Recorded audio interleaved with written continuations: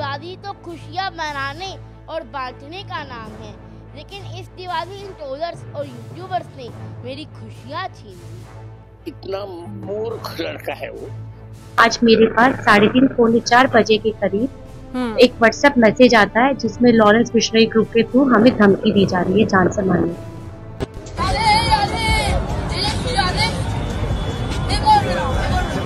नहीं, मुझे मजाक नहीं उड़वाना अपनी चीज का, मैं नहीं बताऊंगा।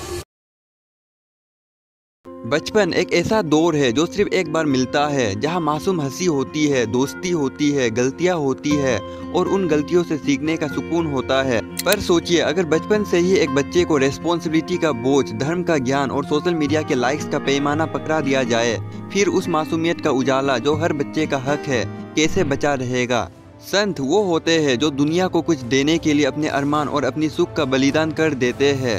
संत होने का मतलब है त्याग, विनम्रता और सच्चाई। और धर्म का मतलब सिर्फ मंदिर, पाठ या श्लोक नहीं। धर्म है दया दिखाना, इंसानियत को पहले रखना और सच्चाई पर टिके रहना। धर्म को मानना नहीं होता, धर्म को निभाना होता है।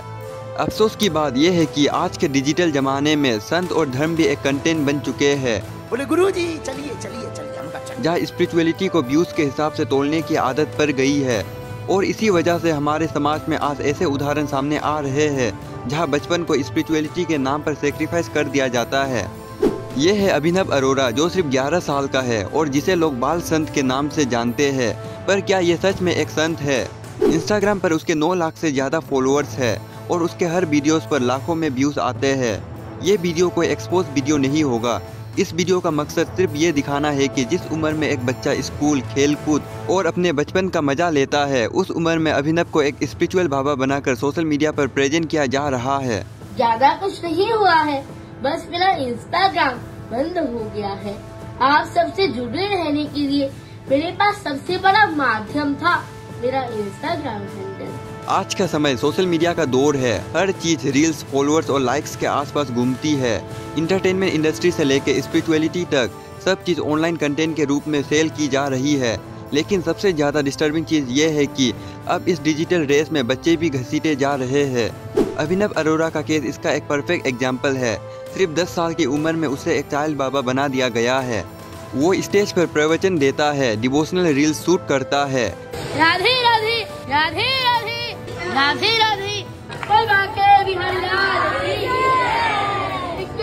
एकादशी के दिन मैं मौन व्रत रखूंगा। सवाल ये है, क्या उसने खुद ये रास्ता चूज किया है या उसके पेरेंट्स ने उसके बचपन को मोनिटाइज कर दिया है?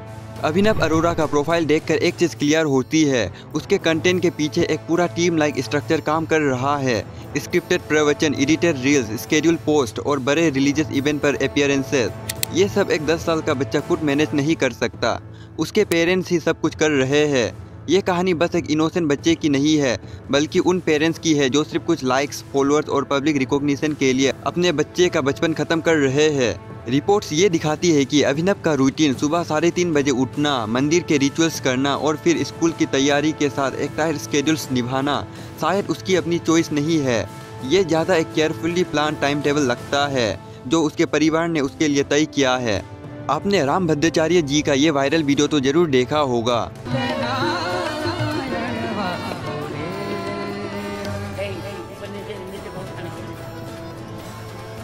दिल्ली जाना था आवश्यक कार्यवशात, परंतु एकदम प्रभु इतने सुंदर हैं, मान लिया जाए, इसलिए तो विवाह पंचमी बांके दिया। आप पर नीचे जाओ, इनको करो नीचे, इनको मर्यादा है मेरी। चलो भाई। इस एक पल ने हमें मजबूर किया सोचने पर, क्या एक नादान बच्चा जिसकी दुनिया अभी खेल और मासूमियत है, मर्यादा और धर्म की गहराइयों को समझने लायक है? इतना मूर्ख लड़का है वो कहता है कि कृष्ण उसके साथ पढ़ता, उसकी सीता से उसको बोलने का मैदान नहीं। कि राम भद्राचार्य का स्टेटमेंट आया, वीडियो काफी ज्यादा वायरल हुआ और भी कई साधु संत हैं जो कि आपके वीडियोस पर कई सवाल खड़े करते हैं या फिर आप श्री कृष्ण को अपना भाई बताते हैं। अगर ये राम भद्राचार्य जी ने मुझे डांट दिया तो व्यक्ति अपनी गलती से ही तो सीखता है। 8-9 साल के बच्चे को अगर गुरु ने डांट भी दिया, राम भद्राचार्य जी देश के इतने बड़े संत, जगत गुरु परम पूज्य श्री रामाचार्य जी ने मुझे डांट भी दी है, तो इसमें ऐसा क्या हो गया? ये बात सच है कि 8 से 9 साल के बच्चे अभी बहुत नादान होते हैं। वो जो देखते हैं वही दोहरा देते हैं, जो समझाया जाता है उसी को सच मान लेते हैं। पर सवाल अभिनव की मासूम बातों का नहीं है, सवाल है उन लोगों का जो उसके हर कदम के पीछे है। उन्हें तो ये समझना चाहिए था कि इस उम्र में ये सब गलत है, लेकिन यहाँ तो उल्टा हो रहा है, जहाँ उसके पेरेंट्स ही उसके बचपन को एक स्टेज, एक स्क्रिप्ट और एक सोशल मीडिया प्रोजेक्ट बना रहे हैं। क्या ये सचमुच पेरेंटिंग है या बस एक बच्चे की मासूमियत को वायरल कंटेंट में बदलने की रेस?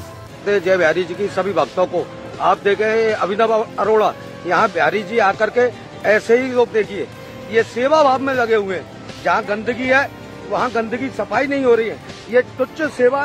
ये देखिए यूट्यूब बनाने के लिए, वीडियो के लिए, वायरल होने के लिए, देखो ये देखो यूट्यूबरों को वृंदावन में आकर के आप देखिए हमारे में क्या होता है। जहाँ गंदगी है देखिए ये सफाई नहीं है, ये मेरा काम है, मैं आप अपना करो। ये देखिए हमारे वृंदावन में यूट्यूबरों का आकर के आतंक, जो यहाँ सफाई कर रहे हैं ये भैया है, प्रतिदिन यहाँ सफाई करते हैं। जरा गौर से देखिए, ये बच्चा अभी इतना छोटा है कि शायद उसे खुद भी समझ नहीं आता कि जो वो कर रहा है वो उसकी अपनी पसंद नहीं, बल्कि एक तैयार की गई स्क्रिप्ट का हिस्सा है। और यही सबसे बड़ा सवाल उठता है, अगर एक बच्चे को फर्क ही नहीं पड़ता तो उसके पेरेंट्स ही क्यों उससे ऐसी चीज़ें करवा रहे हैं? क्या उन्हें नहीं लगता कि बचपन का असली मतलब खेल, दोस्ती और सीखना है, ना कि स्टेज रील्स और वायरल कंटेंट? यहाँ अभिनव की क्या गलती है? उसने तो सिर्फ वही किया जो उसे करवाया गया। गलती उन लोगों की है जो उसके बचपन को कैमरा के पीछे लॉक कर रहा है और उसके इनोसेंस को एक कंटेंट स्ट्रेटेजी बना दिया है। एक तरफ एक छोटा सा बच्चा जो अभी स्कूल की किताबों और खेलों में बिजी होना चाहिए, और दूसरी तरफ उसे मिल रहा है डेथ थ्रेट्स।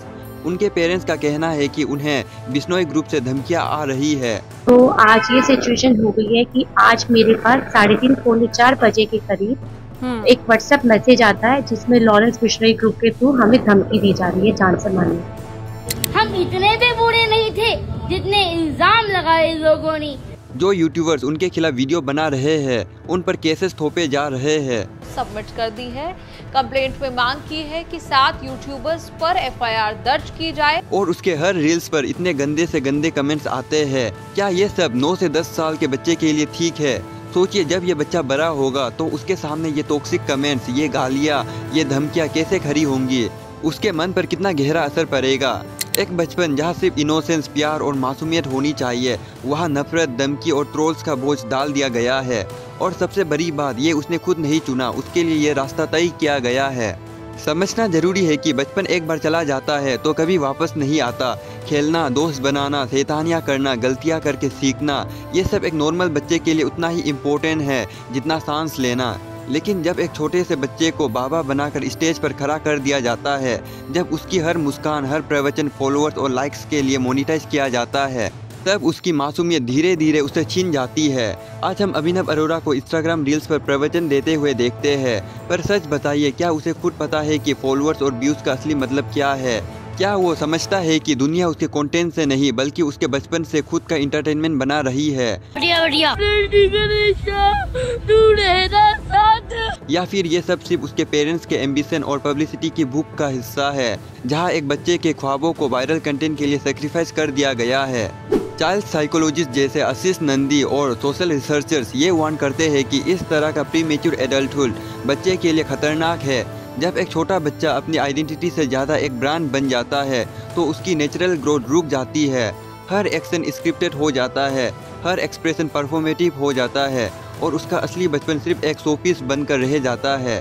ये प्रेशर उसके दिमाग पर लंबा असर छोड़ता है, एंजाइटी, डिप्रेशन, आइडेंटिटी क्राइसिस, और एक दिन वो स्टेज जब वो खुद कंफ्यूज हो जाता है कि वो सच में एक बाबा है या एक प्रोडक्ट। इसमें सिर्फ पेरेंट्स की गलती नहीं है, समाज भी इक्वल कल्प्रिट है। हम सब के अंदर एक ऐसी हंगर है कुछ अलग देखने की, कुछ वायरल देखने की। इसलिए जब एक छोटा बच्चा स्टेज पर आता है और बड़े बड़े शब्दों में प्रवचन देता है तो लोग इंस्टेंटली उसे चमत्कार समझकर उसे वायरल कर देता है। पर सवाल ये है, क्या हमने कभी सोचा है कि उसके पीछे कितना स्ट्रेस और सेक्रीफाइस छुपा है? हर लाइक्स और शेयर के पीछे एक बचपन खत्म हो रहा है और हम सब बिना सोचे समझे इस एक्सप्लॉयटेशन का पार्ट बन जाते हैं। एक और बड़ा सवाल ये है कि क्या ये सच में स्पिरिचुअलिटी है या एक केयरफुली क्राफ्टेड शो? जब एक बच्चा रोते हुए गणपति के आगे परफॉर्म करता है, जब हर वीडियो एक परफेक्ट एंगल से शूट होता है, तो वो डिवोशन कम और परफॉर्मेंस ज़्यादा लगता है। और यही चीज़ सबसे डेंजरस है, क्योंकि बच्चे के दिल में भी धर्म और भक्ति एक नेचुरल फीलिंग्स के बजाय एक स्क्रिप्टेड एक्ट बन जाता है। आज के दौर में स्पिरिचुअलिटी भी टीआरपी और व्यूज़ के चक्कर में बिक रही है, और अभिनव अरोड़ा जैसा बच्चा उसका सबसे फ्रेश उदाहरण है। मैं फिर से कहना चाहता हूँ, ये कोई एक्सपोज वीडियो नहीं था, क्योंकि एक्सपोज तब होता है जब आप किसी छुपी चीज़ को सामने लाते हो। यहाँ तो सब चीज़ खुद ही सामने है। उसके हर रील्स, हर प्रवचन, हर कंट्रोवर्सी खुद ही दिखाता है कि क्या हो रहा है। खुद की हरकतें ही खुद को एक्सपोज कर रही है। सवाल ये है, हम ऐसे सोसाइटी कब तक कुछ लाइक्स और फॉलोअर्स की भूख के लिए एक बच्चे का चाइल्डहुड सेक्रीफाइस होते हुए देखते रहेंगे?